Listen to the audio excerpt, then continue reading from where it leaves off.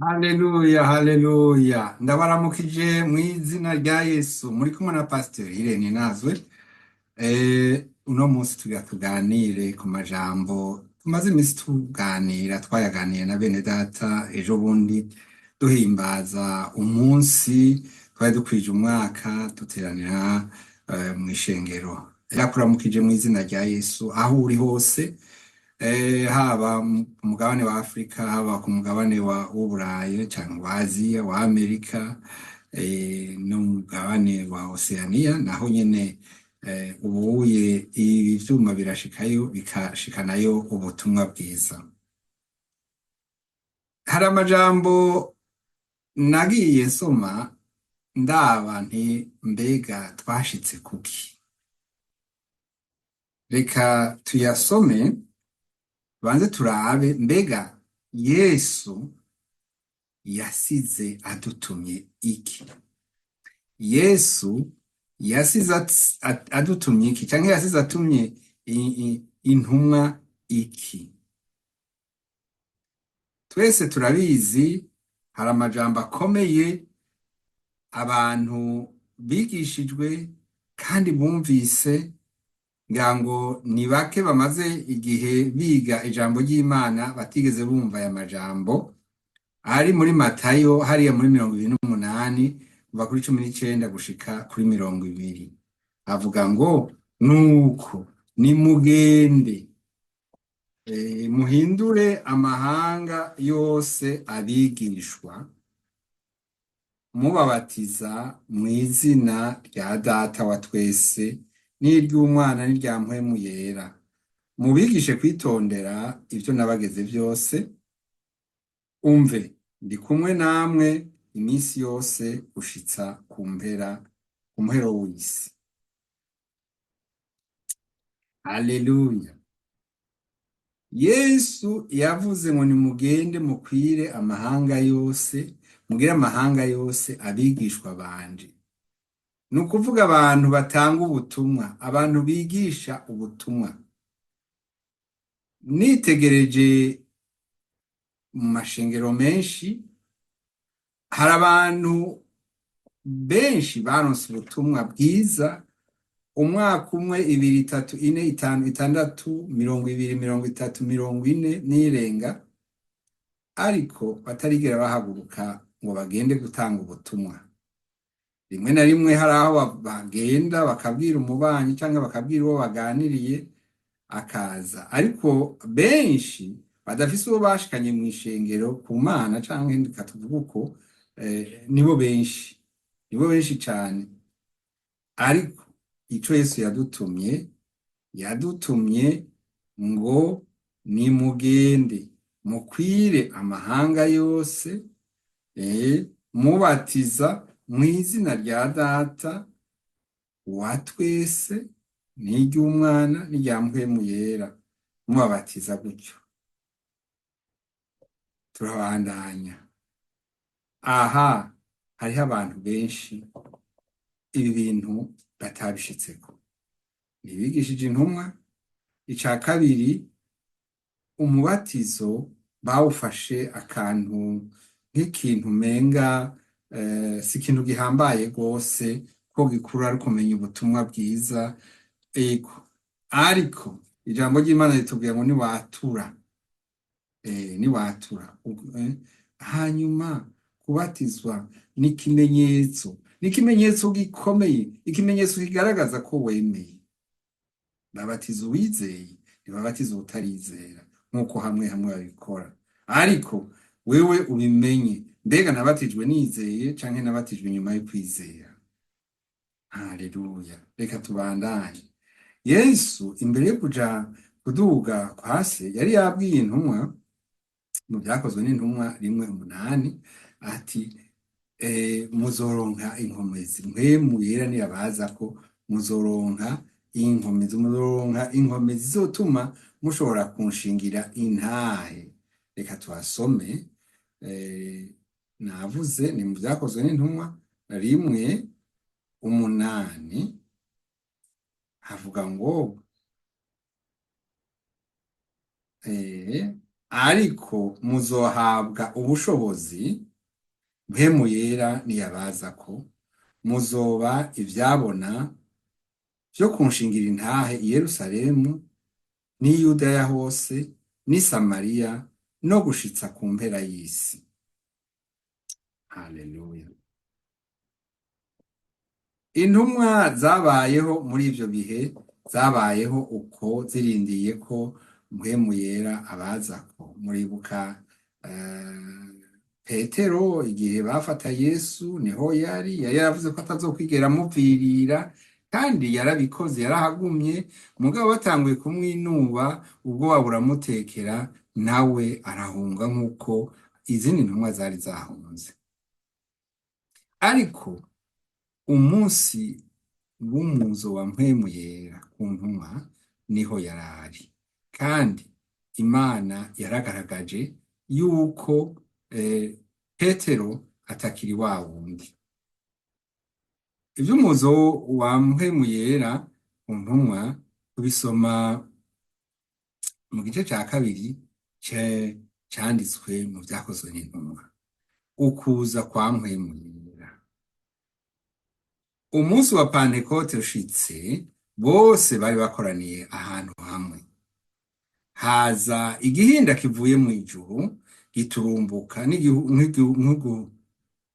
nk'uguhuhuta k'umuyaga, nk'uguhuhuta k'umuyaga w'inkomezi, gikwira hose mu nzu bicayemwo.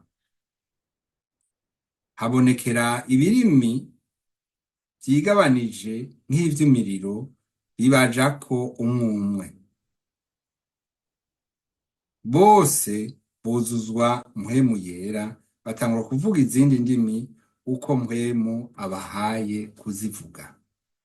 Uwo munsi umva habonetse ikintu c'ikiyaga kirahuhuta cinjira mu nzu aho hantu bari bakoraniye, hanyuma abantu donc intumwa, haboneka ibintu bimeze nk'imbeya z'umuriro ku mutwe w'umwe. Ikindi kintu catangaje, hari abantu benshi muri ico gisagara, ariko intumwa zitangura kuvuga mu ndimi zitari zisanzwe zivuga, indimi z'amahanga yandi ya kure batavuga ururimi rumwe. Intumwa zavuga izo ndimi ku bisanzwe, kandi abantu bene zo bakazumva. Niho rero baca batabata ibintu, none ibi ni biki? Baravuga ati mbega aba bantu ko umenga ntibize no kwiga, none bigenze gute? Mbere baranibaza bati oya, aba bantu ngira baraborewe. Ariko Petero arababwira ati oya, ntituborewe. Nkuko tubisoma mu majambo yaciye aravuga ati ntituborewe. Atariko ibi vyari vyarahanuwe ku muhanuzi Yoweli, avuga ko mpwemu mu minsi ya nyuma Imana izosuka mpwemu ku bakuru n'abato, ku basaza, ku bana, n'ibintu vyinshi. Pawulo arabisigura, kandi Abisirayeli bari basanzwe bazi inzandiko, barashobora kuvyisomera no kubimenya ko koko ico gihe cari carahanuwe. Ariko naho nyene Abisirayeli ntibagize amahoro, batangwa kuvuga ati none ibi bintu ni biki? Petero yongera kubabwira ati wa Munyenazareti mwebwe mwabamvye niwe atumye ibi bintu biba. Batangwa kwibaza, nivyo twaramubambishije. Mwibuke aho bavuga ngo nabambwe bavuga Yesu. Erega ubwoba burabatekera. Petero ubu yavuga ashize amanga. Baramubaza bati none dukora iki? Petero arababwira ati nimwihane mwongere mubatizwe mu izina rya Yesu. Nimwihane mwongere mubatizwe mu izina rya Yesu. Baravyumva ico gihe, ishengero ryarakuze muravyibuka. Ariko ngaha hariho abantu benshi batabona ingene bimeze. ariko kwihana ibyaha nta wundi ashobora kudukura ku ibyaha atari Yesu Kristo. Mu izina rya Yesu Kristo niho twihana ibyaha. Ngaha bavuze ngo babatizwe mu izina rya Yesu.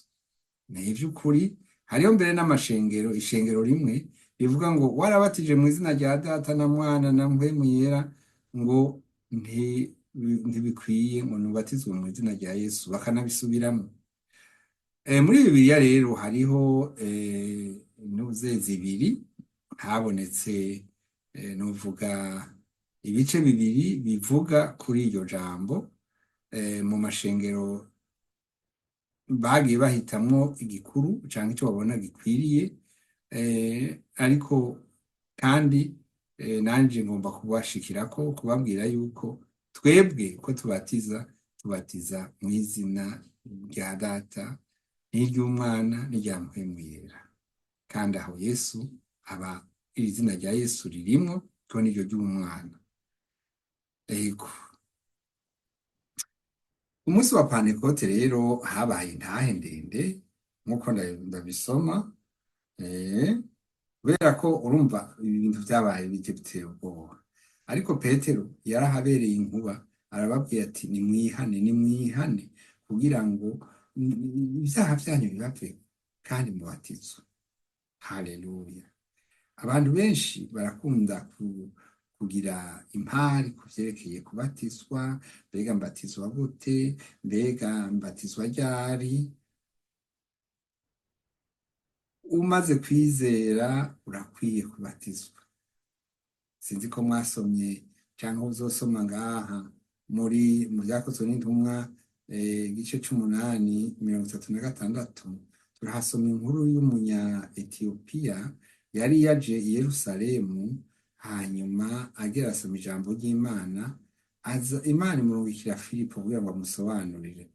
Hanyuma uyu munya Etiyopiya, inkone y'umunya Etiyopiya amaze kumva ivyo bamubwira kuri Yesu, yarabajije ati none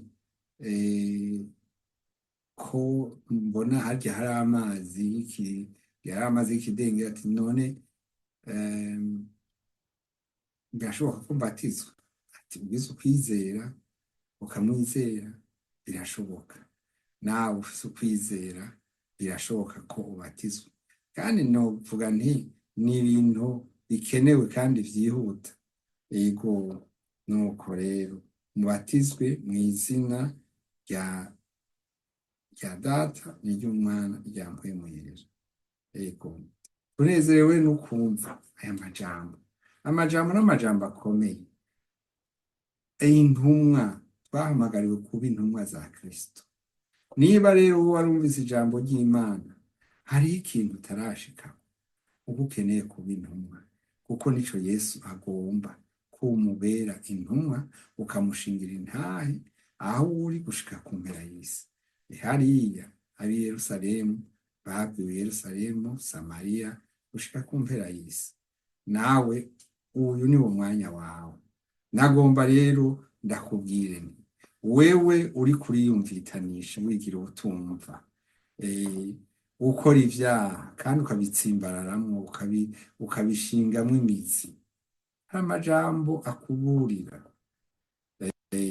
Turasoma hariya mu Baheburayo 6:4-6.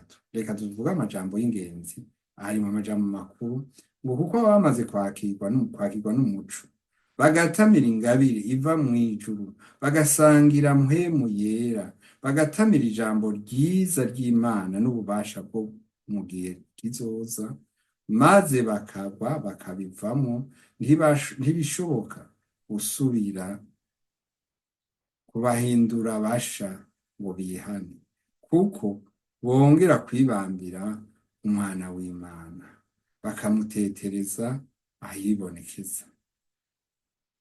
Hari n'irindi jambo naryo turisoma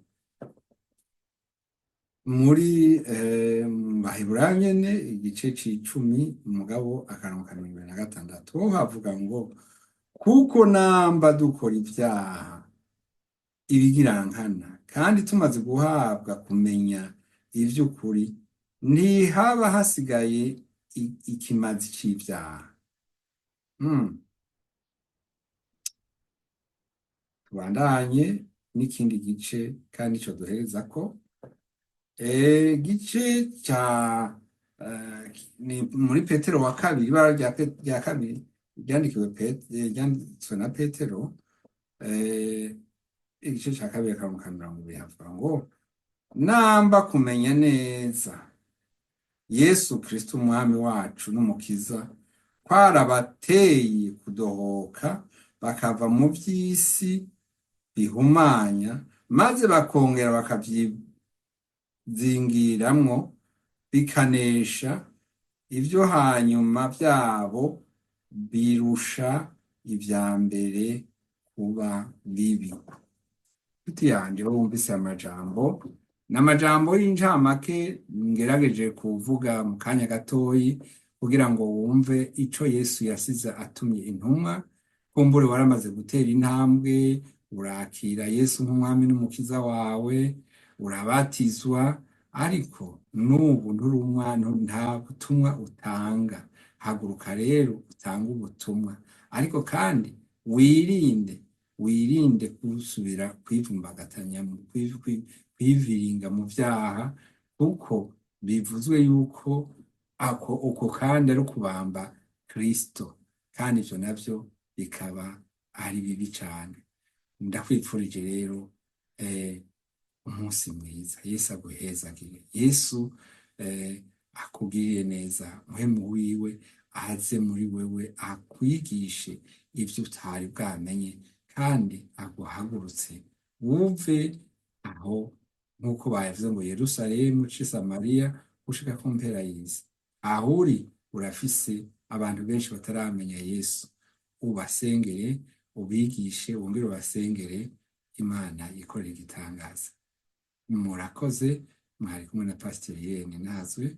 Reka dusenge. Uhoraho Mana yacu, turagushimiye kuko wowe wadutoranije ukadutuma, ntaco twari turushije abandi, ariko watugiriye neza. None rero Mwami, tuje imbere yawe ngo databuja uduhe inkomezi za mpwemu wawe, kugira ngo nitwigisha ijambo ryawe, bene kuryumva barishire mu ngiro, bene kuryumva bemere kuba abigishwa bawe.